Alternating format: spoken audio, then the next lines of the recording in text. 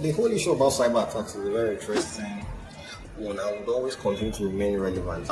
In the world of cybersecurity, we say something that it's not about if, it is about when it happens, right? It might not happen now, but when it eventually happens, what do you do then? Don't be in a hurry. Once something seems suspicious, once it seems out of place, just pause, right? Don't do that. 10 seconds pause to just check can save you significant, losses of the area. So if someone says, "Oh, I want to do cybersecurity," first thing is, what area do you really think you want to, want to focus on? And the truth is, there are a number of things that you can do, in terms of building the capabilities. And for someone that says they're just starting out, one of the things that they can always do is to look for opportunities to intern or, to contribute one way or the other. Because you want to build the experience, and to build experience by, actually engaging in something.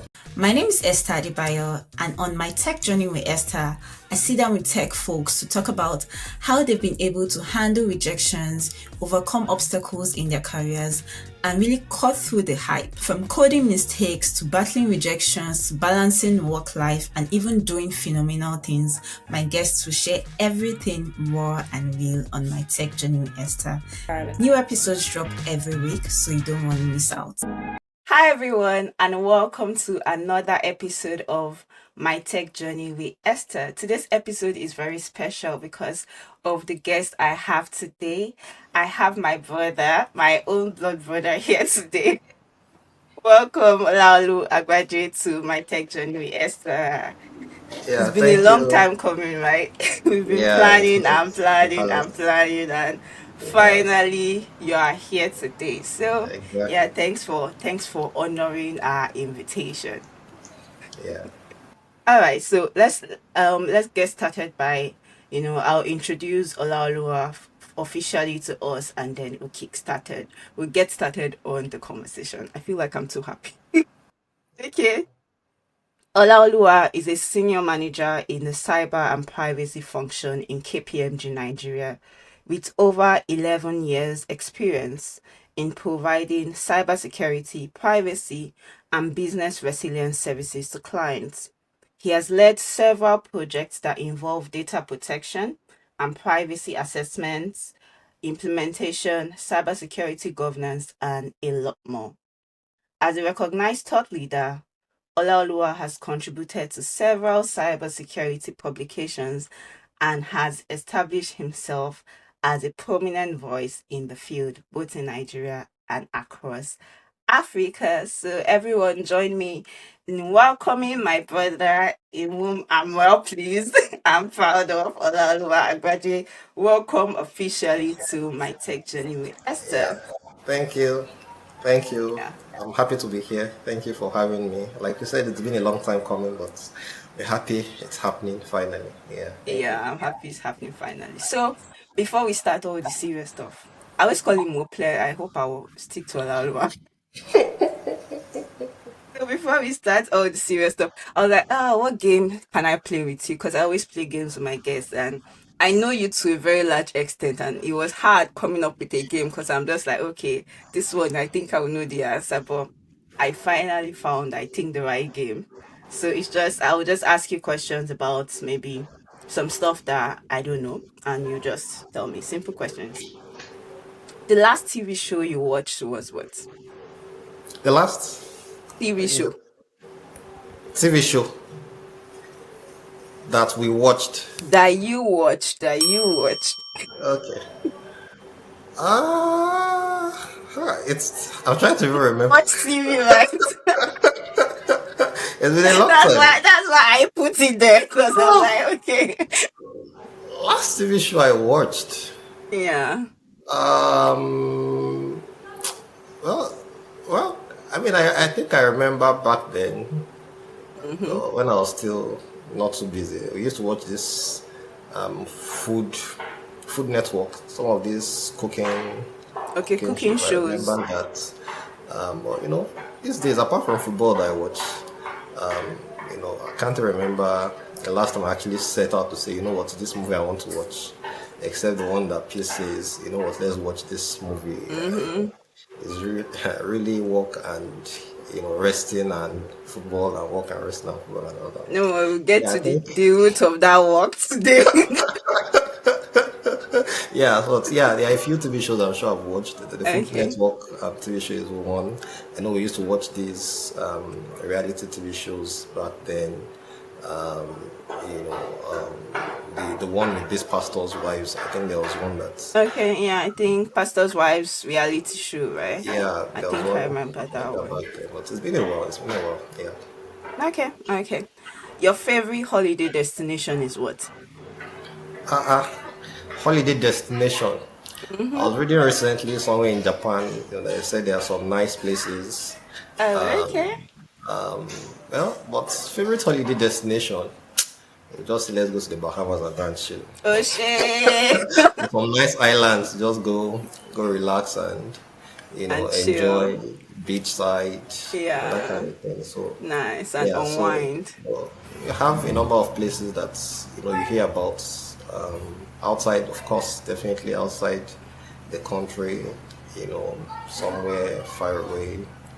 As long as you have a cool environment, you have the beach, you have the breeze, and you have fun and games and family around. I think Yeah, okay. we are good. We are good. We are good. It's not as if we have so much, at the back of our mind, the number of things that are still calling us, so we can't chill too much now. You can't chill too much, right? Can't chill too much, right? Okay, we have three more questions to go. What's the best gift that you've ever received? The best gift I've ever received. Uh, well, the best gift I've ever received. It's the best gift not because of how much it is, but because of how it was. I think it was shocking, right? I was doing a project on an island, right? And then my wife to be eventually got a cake across. Access to that place was it's almost like it's impossible, right? How do you get a cake across to someone that resumed that, this was Bonny Island then, and I was doing a project there, and I just got a call that there's someone with a cake to deliver at my door. I'm like, from where to where? Nobody knows me here. How did the cake get here? And voila, I got to know that she found a way around it and eventually delivered the cake to me. So it was That's shocking. so Even my sweet. colleagues were surprised. How come? From where to where? You mean that the tentacles spread to this place again? Like, it was impossible to even think about it that it will happen. But Aw, shout out I to think that Mama was D. yeah, that was just the thoughtfulness. I think it was more important for me than the Then, cake itself. Yeah. okay, okay, sweet, sweet, sweet. If you could only eat one food forever, what would it be? Don't tell me rice. One food forever. Yeah. So that's why you're doing this now. What would that food be? Well, are you sure it won't be rice? That's Rice, Abby. maybe Default. let's maybe I'll do protein. I'll do Okay. some well marinated, chicken, Chicken. chicken and maybe Okay. chips. Right. Chicken and At chips. least Okay. let's have protein in there. Okay, Right. okay. Chicken and Yeah. chips. I'll take chicken and chips. And I said it will not be rice. So the last one, what's your favorite childhood memory? Favorite childhood memory. Uh, Let me see how easy this is. Um, so many memories now flooding my mind. Um, yeah, in terms of the favorite one, well, I think it was just the experience then. I remember we used to have this speech and prize giving day, and Oh it was a yeah, in motivational thing secondary school. all through secondary school, right? And And you're always the winning the whole gifts. experience, right? The whole experience, I think, was quite an interesting one. It's made the whole process quite memorable because, it was a competitive 6 years, right? Being competitive, and it was very healthy competition. Like myself and Talks then, best of friends, healthy competition, seat partners, 6 years, the whole school Yeah. and all that. So I think it was just the whole experience, working together, assignments together, visiting each other, building the friendship. and then we had that, annual thing to look forward to. I think it was the experience. Okay. It was very good. Just reflecting on how far we've come and where we are now, I think it's quite heartwarming. Yeah. Aw, nice, sweet, sweet, sweet Yeah. stuff. Okay, so that was fun. I had to ask those questions because I'm like, okay, I need to, know some more things. So yeah, now we can kickstart the conversation and go into all the deep stuff that you have prepared for us. Funny enough, looking at you now, I remembered more memories. Which memory? Which memory do you remember? Don't embarrass me. Which memory do you I remember tell those me? mornings where I'm on my way to school. I think you were still in primary school then. On my way to school, and you were still in primary school then, and you in the morning I need to get my shoes ready and all that. I'm just say, please help me, Me polish my shoe, polish my right? Oh shoes, my god. right? And then when I come back in the evening, I come with barbecue or Oh some of those yeah, ice so cream sweet. stuff, and just like wow, Yeah, you know, yeah, I I'll forget remember those myself. mornings actually. Like around like 6 a.m., you give me your shoes, I'll polish Yeah, everything, shine exactly. it, clean it. Oh my god. That was a very interesting one, actually. I Nah, just remember that that just was flashed in my memory. That, interesting. wow, that was an Yeah, interesting time. those were really, really good times actually. Those were really Yeah, sweet times. yeah. All right. Let's get started talking about reading your bio and your experience. I know that you are a real like cybersecurity expert, so let's get started talking about cybersecurity. I know it's on the minds of many. I even recently received a DM, someone asking me, okay, I want to get into cybersecurity. How can I start my cybersecurity journey? Maybe it's the name. Cybersecurity can be very intimidating to people out there. So, for someone looking to get started in cybersecurity, for someone trying to kickstart a career, what's like a an ideal progression that they can have to break into the field of cybersecurity? Interesting one. Someone wants to kickstart their career in cybersecurity. I mean, when I think about this, and to be honest, I receive this from time to time. Right, someone wants to start their career in cybersecurity. How do they start? What's the progression like? What should they expect? What should they be doing? The truth of the matter is that cybersecurity is a very, very broad, area, body of knowledge. Right, it's a whole lot. It's a whole lot. And for me, the key question is, what's the motivation? What is that thing in you that you feel that cybersecurity is, what you want to do? All right. If I think about it broadly, cybersecurity, you have those people that focus on the governance and risk type of things, coming up with the policies, coming up with the governance frameworks, risk frameworks. So there are people that is what they focus on. And then there are those people whose, key focus is, the operations in itself, right? You want to configure, those security systems and devices to ensure that the network is secure. Those are people. You have people that do that. There are people that then test, right? You've done everything. You want to gain assurance or provide assurance that all that you have done, is adequate. You have those who then focus on identifying the vulnerabilities, testing, and giving that. So, I mean, those are some of the areas, right? There are a few others, but those are some of the areas. So, if someone says, "Oh, I want to do cybersecurity," first thing is, what area do you really think you want to focus on? Specialize, yeah. Right? They want to focus on the testing. They want to focus on the governance side of things, risk compliance, or the configuration, the operations. What exactly do you really want to focus on in cybersecurity? Right? The ability to answer that question, is helped by, also just exposing yourself to, a few, maybe trainings, just to have a better understanding of the deep aspects of, all of these areas, right? Once you have that understanding, it's okay. Yeah, I want to go into security testing. You don't go into security testing by just going into security testing. You want to understand the infrastructure itself. So when they say networks, when they say web applications, how do these things work? Right? You need to understand the inner workings of something to say, okay, I want to be able to test it for adequacy. right? So the technology understanding is what is critical, and this is actually across most of the areas of cybersecurity, because we are protecting people, we are protecting systems, right? We are protecting data.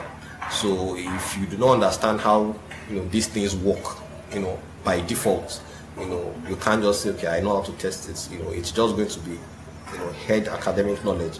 But when you're presented with real life cases and scenarios, you'll be at loss as to what do I do here, right? So I believe that fundamentally it's important to have that exposure to understanding technology at the basal level, right? When you understand technology and you have the understanding of the different aspects of cybersecurity that we have, then you can make a decision based on your area of interest and say, yes, I really want to focus on this. Let me take 1 or 2 courses here. Let me expose myself in this area. And for someone that says they are just starting out, one of the things that they can always do is to look for opportunities to intern or to contribute one way or the other, because you want to build your experience, right? Build experience by actually engaging in something, right? So exposing yourself to such opportunities, it helps, right? These days people look at the money first before looking at the value that they need to at least add to themselves, right? So I think for me that is what is important. And the way ultimately the way I see it is that once you're able to take advantage of those opportunities, then the real opportunities will eventually come your way. Yeah. So that's the way. Okay. You talked about courses that people can take. Like, is it online or boot camps, or which one do you think is the most straightforward way for someone that is just looking to get started? Should they go on courses? Do you advise learning on your own as well? Is it something that people can just maybe watch a YouTube video, sign up on Udemy and just learn courses, or do they have to like go to a formal like school?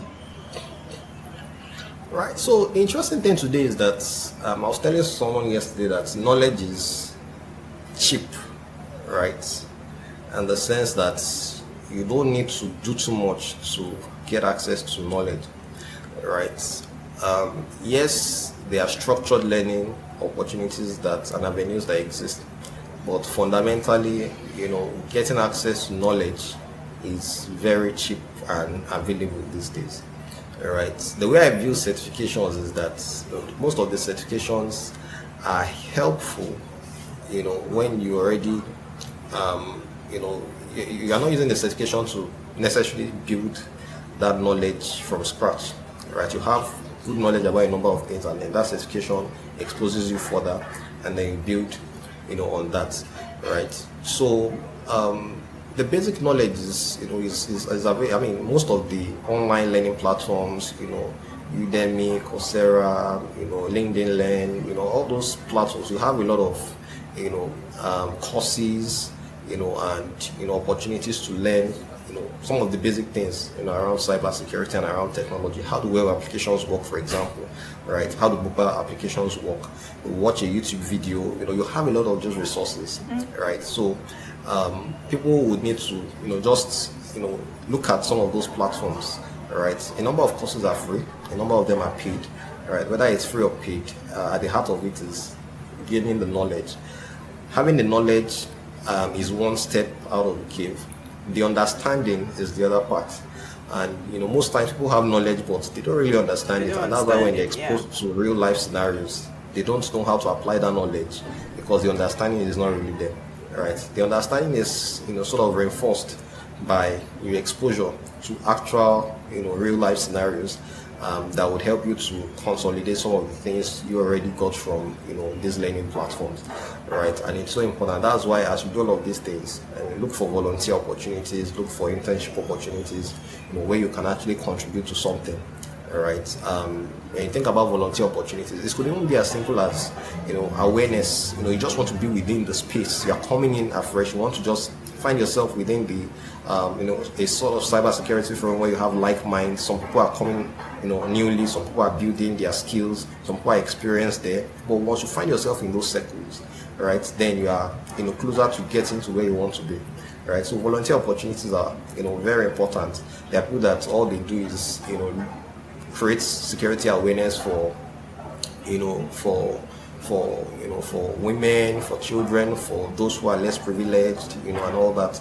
They want to ensure that we call them vulnerable groups, right? You want to ensure that they are not taken advantage of by cyber attackers. So you want to push yourself in that area, because on one hand you are gaining knowledge, you understand the techniques or tactics of some of these attackers as far as social engineering is concerned, and so you're also creating a level of awareness, applying that knowledge, helping people. So it's a win-win situation, right? So once you put yourself in that space, definitely, you'll be able to apply a lot of the learnings you're getting, and then give yourself the opportunity to meet like minds, and then build your network of cyber professionals gradually. So yeah, I think that's what I would advise. Yeah. Someone that is also trying to expose themselves to knowledge in the area. That's really good advice. When you were talking about like how people can gain experience, because that was supposed to be like my next question. How can people gain experience? But I think you've talked more about it, like interning, joining volunteer groups and all, just making people more aware about things cybersecurity, how they can protect themselves from like cyber attacks, bullying, phishing and all. I recently saw something online, I think last week, of a woman that was scammed of maybe $350,000 because the person, we are in the AI world now, so it's even a lot worse. People can hack using AI. So he presented himself to be like Brad Pitt. Can you imagine? Yeah, I saw it on Instagram and she thought she was dating Brad Pitt. So anytime he's talking to her, I don't know what he uses the app. So she's saying Brad Pitt. And so she started asking him for money, that he's in his divorce with Angelina Jolie. And he's trying to, get some money to separate. It was just messy. And I was like, I've heard a lot of all these phishing attacks, people's scammers and all of this. Maybe it can just be one vulnerability on your phone or your email and people just take advantage of it. They know your weak spots and maybe this person might have known that Brad Pitt is her celebrity crush or whatever, and just took advantage of it. And okay, if I show up as Brad Pitt, this person will fall. So, like, it's very important for people to create more awareness, and I think that's one of the ways that if you're new in cybersecurity or any industry at all. For me, as a software engineer, I think it's probably easy because even if I do not work for like a company, I do not have a formal like job experience, work experience, I feel like I can still build projects on the side, mock projects. But for something like cybersecurity, I don't know, is it possible for someone to build mock projects, or it's just like you have to literally go to the field and gain that experience on the field? Well, so you can do stuff, right? And the truth is, there are a number of things that you can do on your own in terms of building the capabilities, right? These days, I mean, thanks to cloud computing, you can decide that what, I want to have a small lab, a small lab on the cloud, AWS, Azure, and build, that lab for testing purposes and scaling up purposes. So I set up a few systems, and when I want to test, I have a database, I have this web application, I have this system here and there, and then I'm gradually being able to test solutions. You want to install a solution, a number of solutions. You want to learn how to use the solutions. You want to do a few things. There are platforms that you call vulnerable web applications that are for testing purposes, for example. Right? You can build your small lab and use it to learn. Right? You can decide that I've learned a bit. If there's a small what's it called now? A small bounty, this bug bounty that organizations put up from time to time, right? Let me see if I can test my skills that I've acquired and see how far I can go. There are hackathons that exist, right? So let me come together as a group, do some hackathons, see how far I can go. Some of those things help with the learning process, right? You sort of expose yourself, and if you're able to go far, you gain visibility. When you gain visibility and that exposure, people know you. You have opportunities to scale what you're doing. So yes, I think there are people that can you can start gradually, and depending on what you want to do, you can easily on your on a personal level now do a bit, and then see how you can find yourself among teams, and then also expose yourself that way. Be today is a global. I mean, the world we say is a global village today. I think COVID-19 sort of made it come Just home, blew it right? up. That's you a lot of things that we never explored before. Now we do, right? The whole remote working. You can have yourself work on a project here, working with teams globally. Working on the same project. So yes, I think yeah, it's important to also expose yourself. In terms of going out there. But I think we have much more to even start with. And then see how that goes. For someone that is venturing into cybersecurity. Okay. Yeah. So for anyone venturing in cybersecurity, I think like what Laola said, it's very useful to just get that experience, also learn on your own and push yourself more. Because first off, you even have to decide what niche or what aspect. Because cybersecurity is very broad. I think not many people realize it. Just say, "Oh, I want to get into cybersecurity. I want to get into cybersecurity." But the way you broke it down, like it just made me understand that okay, it's cybersecurity, but then there are specializations within cybersecurity as well. Yeah. Let's talk about last year. There was a CrowdStrike Microsoft incident that happened last year, and I think I just woke up that day and I saw that train stations, were messy, airports were messy. There was no way of knowing where you were going to, all that. I think the data on the screens was just missing, and it was an incident that mimicked like a cyber attack. Even though people said that it wasn't a cyber attack, it was just some issues that happened, right? So, as a cybersecurity expert, what was going through your mind when you heard that? Did you feel, oh my gosh, someone has hacked something, or like, what was the experience like when you heard it? Well, so it was really an interesting one. Let me see. When it happened, sometime middle of last year, um, I think I was, yeah. So I belong to a WhatsApp group. A few cyber professionals, and so someone posted it. So I thought it was just one of these regular.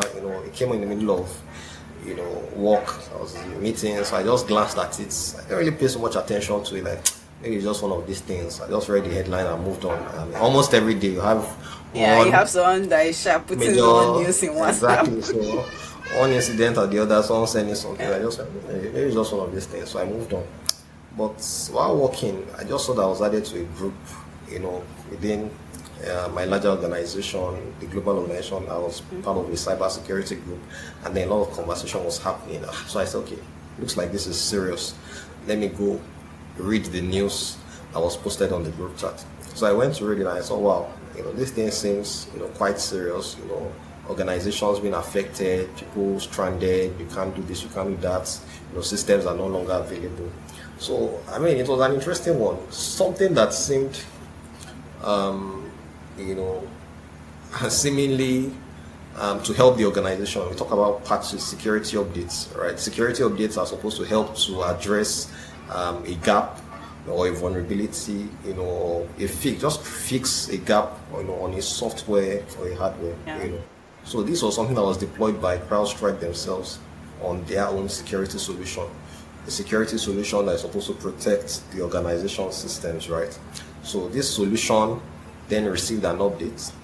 Upon receiving the updates, you reboot your system, it fails to work. It fails. Right. So you just see that you can't boot the system. It's you're stranded. The system is not responsive at that level. So for me, it was quite shocking. At least for working directly with clients over here,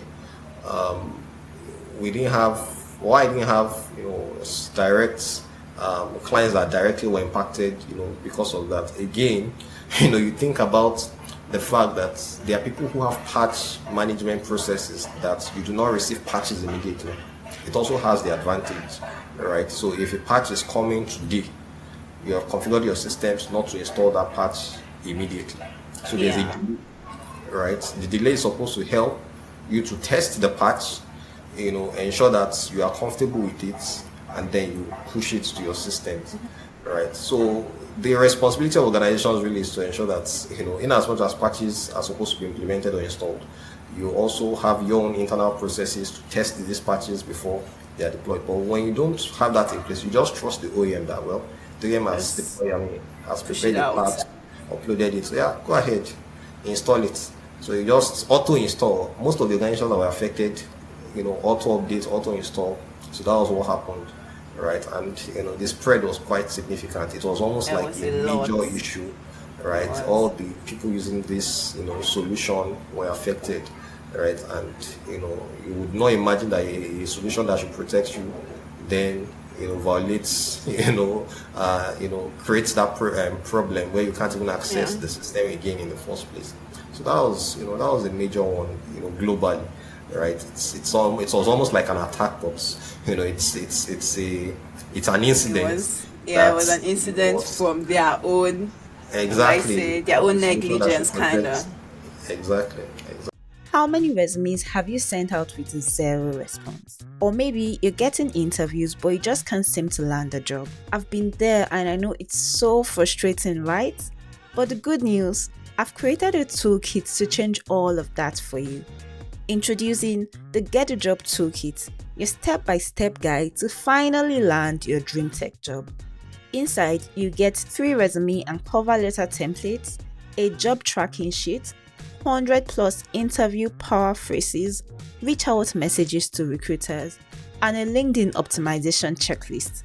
I created this toolkit because I know how hard applying to jobs can be. So whether you're just starting out your career or making a career switch to tech, this will save you so much time and stress. Click the link below to grab your toolkit and let's get you hired. Exactly. So that was Yeah. it. So what can companies do better? I know you spoke about how they shouldn't just auto update, Exactly. let's say installations and platforms Yeah. or software. Like what else can companies do? Yeah, so that's usually driven by their patch management policy. So organizations should by default have a patch management policy, a patch management process. Right? The patch management policy will let you know or will define the requirements for installing these patches, and it will then help whoever is managing the applications to know that you should remove such a configuration for auto updates, right? Because when updates are available, you want to download, test, and then deploy, or at least go to the online community, look at what people are saying about this latest version of the updates. Are there issues? Are there concerns? So when you give yourself based on your policy, we have a 2 week policy, T plus 2. So any updates that is released, we don't install it immediately. We have a T plus 2, timeline, except if it's an emergency update. So if an emergency update is an update that they are saying, there's a ransomware attack, all systems, Windows XYZ version is being attacked, patch ASAP. In that case, you might have a process. You will still want to test it, but you can't have all the time to wait to see the impact on your system. So you might most likely do very minimal or limited checks and then install. But for something that there's no emergency, right? It's not an emergency update. They need to have that clear process that you must test before you deploy or install. So that's a major control that can typically help to prevent something like this from happening.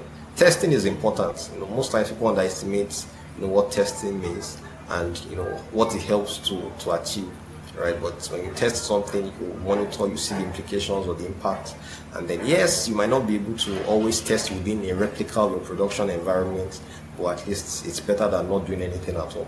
Doing Right. So anything I at think all. for me Yeah. it's a major one. It's a major one that organizations should take as learning from that incident. Yeah. Yeah.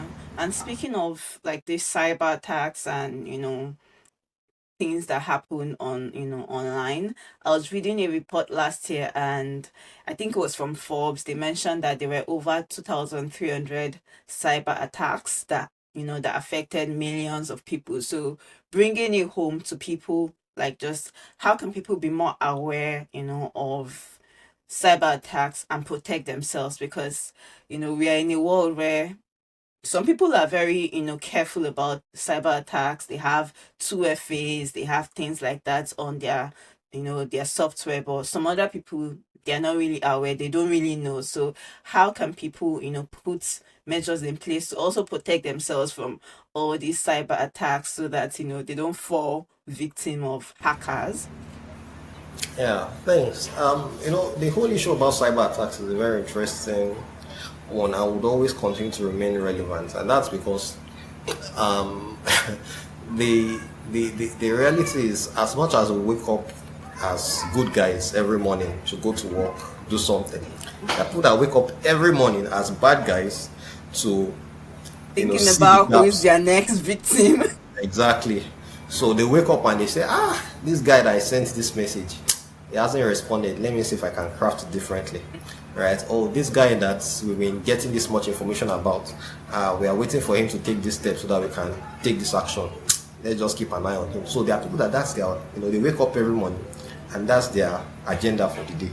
So as you are going to work, some people their own work is, as you wake up to say, let me log into this system, and achieve something for the day. What they are logging into and achieving for the day is how to defraud people, how to get data and how to create chaos. Right? So it will continue to persist, unfortunately, no matter how much you try. That's why within the world of cybersecurity, we say something that it's not about if, it is about when it happens, right? It might not happen now, but when it eventually happens, what do you do? So there's that concept that it's really about when it happens, and that's really emphasizing the fact that beyond your detection, and protection, there has to be a clear approach to responding and recovering, because that attack would eventually happen. All right. So if I go to your question around awareness, the truth of the matter is that humans are still, no matter how much sophistication an organization has, in terms of put all the firewalls, put all the security solutions and all that, it's still human beings that are behind this thing. And as long as human beings have an inherent limitation, which is more like we trust, right? We get used to patterns, and so it creates trust. So if you are used to a pattern, for example, someone sends you an email to request for this and you just approve, there's already a pattern. When an attacker does something similar, in line with that pattern, you just end up, approving. Yeah, right? If you're someone that is compassionate, someone says, "Oh, I need money now, I'm stranded. This person is my loved one. Hey, yeah, let me quickly send you money." Bam, you send the money, right? It is the inherent weakness in humans that the attackers are taking advantage of, right? So, and that's why there's always also a concept that is, you should pause and think before you act, right? Don't act on impulse. Don't act because it appears urgent. You should pause and you should think. And so the key tool that these attackers use is social engineering.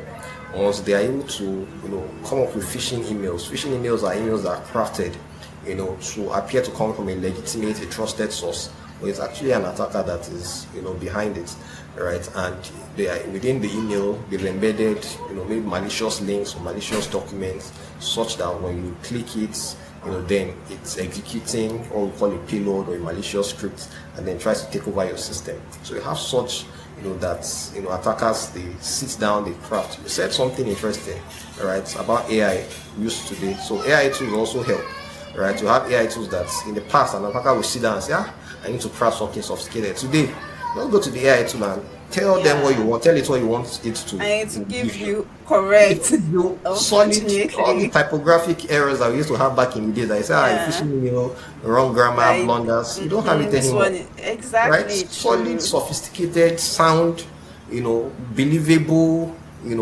body of an email that is sense. And then you just believe that this person is saying what is valid.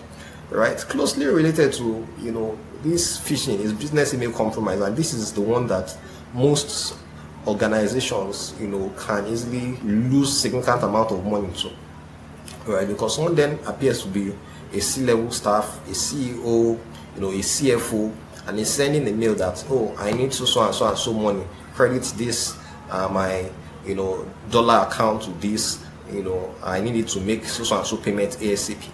And so even organizations can fall like victim of all these phishing emails. Because by default, the CEO will not call and be begging for money or going through. They are the organizations that the processes they have in places. Once Oga CEO sends that email saying I need this done, you act on it immediately. It is done. Right? If I know that my CEO is on vacation somewhere in Australia, right, and I know that he has his family with him and he's making certain demands, and that's the way he that's the way he plays, that's the way he runs the business, and he's making that demand. And an attacker that already has access, right? Let's say the name of my organization is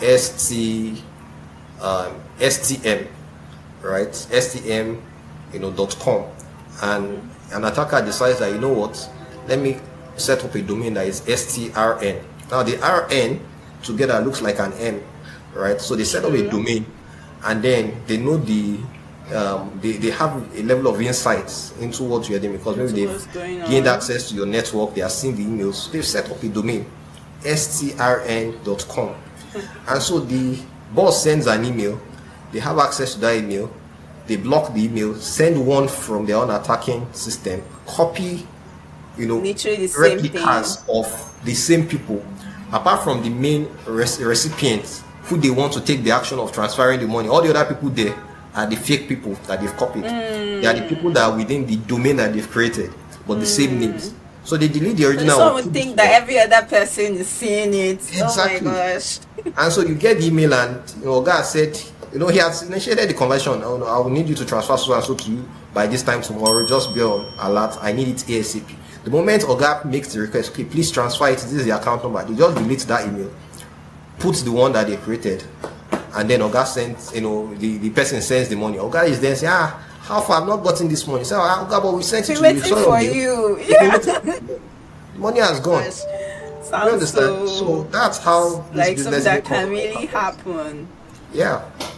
So organizations just need to be aware, right? People need to be, aware. You need to pause. You need to think, right? If something seems fishy, most times people will tell that I suspected something was looking funny about the email, but they just ignored it. Just ignore.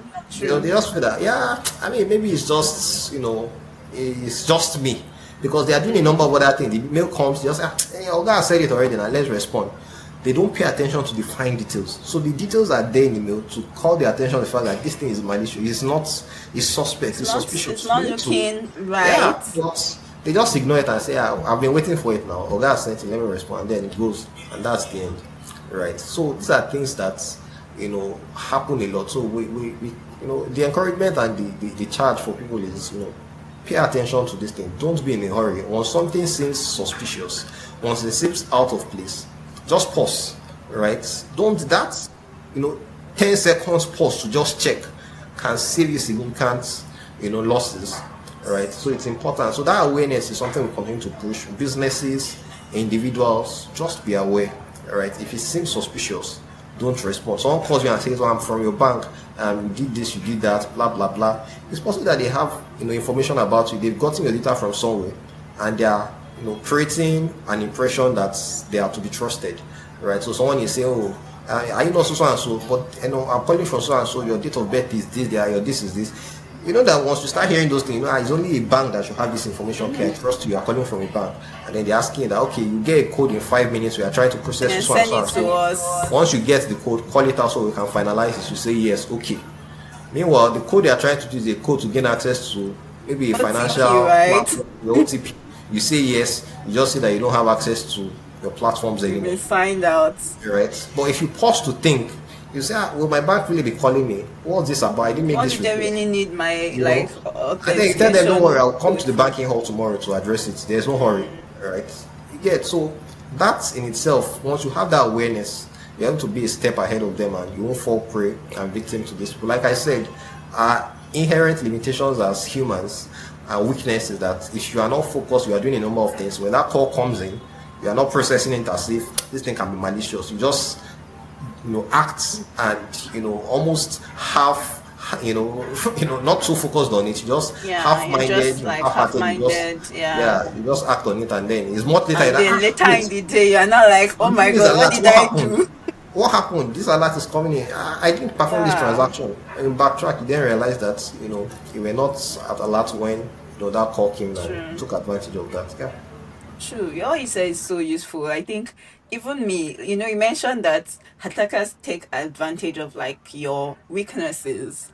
Even me, I almost was, a victim of cyber attack, and I'm just thankful. Yeah, I'm just thankful because, I ordered something and I don't know how this person knew, and I was expecting a delivery, and this person also sent me a message in line with a delivery. So, like you mentioned, I wasn't even aware. I just felt like, oh, this is the delivery I'm expecting. So, I just clicked on the link, and thankfully, my bank was able to block my card and it didn't sail Oh. through. But I'm thankful.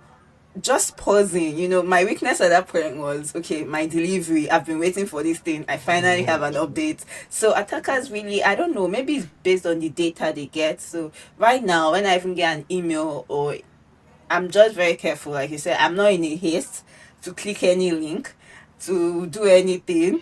If I see something that is malicious, like even it's an email, I don't leave it in my folder, I just delete it instantly. Like if you really need me, you message me or email me again. If it's a hacker or something malicious, like that's the end of the thread. So I think it's very important for people to be very careful and not just act impulsively. Just like take a break and just pause before you respond to anything. And like you said, is the signs are always there, whether it's red flag or orange flag, but you always feel some type of way. But just be careful. Yeah. So okay, let's talk about your journey as your journey from joining KPMG to ascending as a senior manager. I think last year you got an award of long service, right? Long service award last year, and Yeah. that's like 10 years. You're in your 11th year now, well, or 12th. And my 12th year actually. Oh, okay, September nice. means 11 years. Yeah. Okay, nice, nice, nice. Yeah. So you're in your 12th year now. Yeah. So I remember to some extent the early stages, when you got the job and everything, but Yeah. like share more insights into what was like the first year, second year, like starting off, your career. Yeah, I mean, it was interesting. When I joined KPMG then, it wasn't. So I joined, the unit was IT advisory, right? It was IT advisory. My first, job then, was more like an internal audit work. I had to travel, to up country, Bauchi, Gombe, Jos, then, right, doing some internal audit work with the internal audit team. And then got back, did bank audits, everything was relatively, mostly new, things I hadn't done before, right? So, we didn't have like a cybersecurity team as we have today, Okay. right? So, coming up the ranks gradually, from my first year getting into the second year, you grow so fast, as a consultant, you grow really fast. Development is high speed, right? It's high speed because you're exposed to a whole lot, right? You do a whole lot of things within that space of time. You're exposed to so many clients, different clients, problems that you need to go in as a consultant to provide, advice and stuff. So yes, that was how I started, without without necessarily being in cybersecurity. It was more of a technology advisory, so more of exposure to technology, exposure to systems, exposure to the way risks, and controls, that interplay, understanding risks, cyber risks, IT risks, and then the controls to help those risks, and then being able to audit those things. That was the foundation for me, right? And I think it's been very good because it then creates a perspective where every other thing that is done with based on the level of understanding. So I'm not doing something just because they say it should do, but the question is, what is the risk? All right, what's the risk to the business? If we do it this way, is the control effective? If you think the control is effective, how is it operating consistently in a way that you think it is still effective? I give an example. If someone says, oh, these doors that have magnetic locks that the auto close once you open them with a card, they close and all that. So someone says, oh, this control is effective. Every time you badge your card, you go in. Without the card, you can't go in and all that. Someone says, well, how effective is it? Let's power down the lights, and suddenly you see that door is not on UPS, right? You then realize that, oh, control is not effective, right? Because there are scenarios that at the end, when they come to play, you realize that there's a control gap. So you power down within 2 minutes. Let's say the grid power over here, we talk about PHCN or NEPA, is out. and then suddenly someone that shouldn't have physical access walks in through the door, he has access. So those sort of things build your mindset, and you understand that it's not just about how it has been designed, but what scenarios can play out that will make that control ineffective. So I think this was quite foundational for me, just ensuring that there is a clear understanding of controls and risks.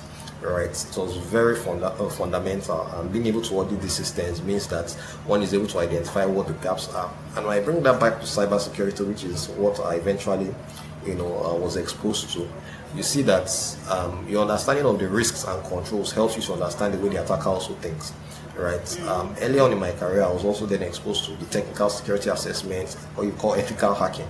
Right, you go into organizations and then you see the extent to which you can gain access, from an internal point of view, call it internal vulnerability assessment and penetration testing. So you just go in, all you have is physical access to the building, and then see can you gain access to physical systems, networks and all that, right? And that in itself was also exposed, me, and I was able to build on all the other things I'd learned, around controls and risk, because then you understand why, a control has been designed in a certain way, and then you are thinking of the scenarios. What if this were to happen? Will I have access? What if this happened? Have they considered that in implementing this? And those are the things that you are essentially doing, because the organization has brought you in to assess them for, control gaps, from a technical point of view. So it's easy to say, you're fine, there's nothing, you guys are perfect, you are doing a good job, thumbs up. You collect your money and you go, right? It's very easy. The work in itself is being able to identify those gaps and say, what, we've done the assessment and we came up with a number of scenarios. We saw that these ones we are fine. In these instances, there are gaps here and there, right? That is the value. And it's usually challenging because the organization doesn't just leave everything bare without controls. So you must think of your problem solving skills have to be very solid, for you to be able to identify that these are the challenges. And as I wrap up on the point, you realize that growing, becoming an associate, manager, senior manager, the dimension of the work or the requirements shifted from not just from technical to less technical to managerial, managing the clients, managing people, managing teams and all that. So it's been a very interesting journey, a very a rewarding journey as well, right? Development, the mind, and other parts of life. So I think it's been a very good one for me. Yeah. Thanks. Yeah, I think it's been very interesting and rewarding, because I remember the I think it was the first month or the second month, we used to live very far away, and you had to like wake up early, go all the way, come in the night. Everybody's like, you will soon come home. It's already 10 p.m. All those, all those experiences. But now it has paid off because you're a senior manager and you're doing very well, like in your space. So, do you remember any experience or moments in your career that was like defining for you? Maybe when you were promoted or when you got the award, or any moments in particular that like you can't forget? A defining moment for me. I think the defining moment for me was when I was in my third year, right? There was a project I was supposed to go with someone, and it wasn't here in Lagos. So, but the person was leaving the firm, and I was not as if I didn't have some knowledge, I could do it, but I wasn't supposed to lead the project, right? But my manager and partner decided, what, you go ahead, go with this other junior team member, you lead the project. When we'll make arrangements to have someone join you from overseas, because it was quite, we didn't have the people that were leaving, or the person that was leaving was like the most senior technical lead. So we said, okay, we'll make from a member firm to come join you and all that. So that was the arrangement. But as we'll have it, I made significant progress on that particular project, and the impact was very significant, right? The impact was significant such that we didn't even need the other person to come join us anymore, right? So, and it was the technical aspect was a major one for us at the time, It was defining because it's almost like what happens in sports where someone is injured, the coach says, "Oh, this younger player, yeah, go show yourself," and the guy comes back and scores a hat trick, and you're like, "Wow, Mad we didn't know that we story. had we didn't know we had this person." You now say, okay, he's rewarding the trust that the coach had in him. So something like that, right? So I think for me, it just made a lot of sense that once you develop yourself and you build yourself, and you expose yourself, you are prepared. The opportunity comes, right?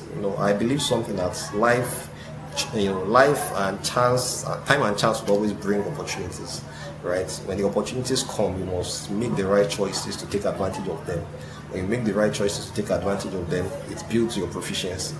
Your proficiency increasing, you add more value to yourself, and the cycle continues, right? If you don't take advantage of them and you don't make the right choices, you won't be able to build your proficiency. The opportunities will probably never come again, and your value will not be where it should be. So I think that's really my own perspective, to life, and that was quite a defining moment. Just putting me at that point where I then began to lead, the teams, and then gained that level of visibility that okay, yeah, I can do this. Actually, I can do this. Yeah. So that was it for me. Okay. Yeah, that's really nice to hear. When you were talking, you spoke about how as you've grown in the career ladder, somehow your focus has shifted from technical to, you're still doing technical, but now you're doing a bit of managerial, dealing with clients, dealing with the other people that are under you that you're mentoring as well. So when you're looking to, I know you've been in a situation where you are in like a hiring committee. So knowing that a lot of people watching this, they're also going to be, kickstarting their cybersecurity journey or even trying to advance in their cybersecurity journey. When you're hiring as a senior manager for a role of maybe a cybersecurity analyst or some sort, what do you look out for? Okay.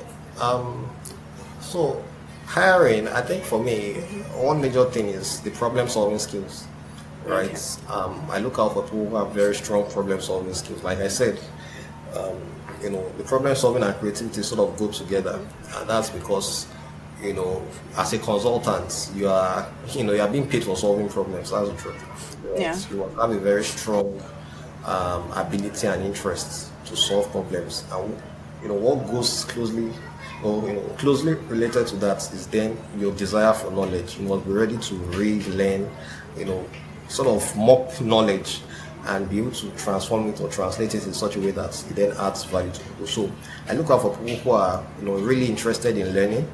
They have that track record based on experiences that where they built themselves. They are self-driven. They are critical thinking, analytical thinking, problem solving skills, on top, they're on top of all of those things. I think for me, those are major things. So your creativity, your problem solving skills, critical and analytical thinking skills, and then your desire for knowledge, your desire to learn, your passion for learning.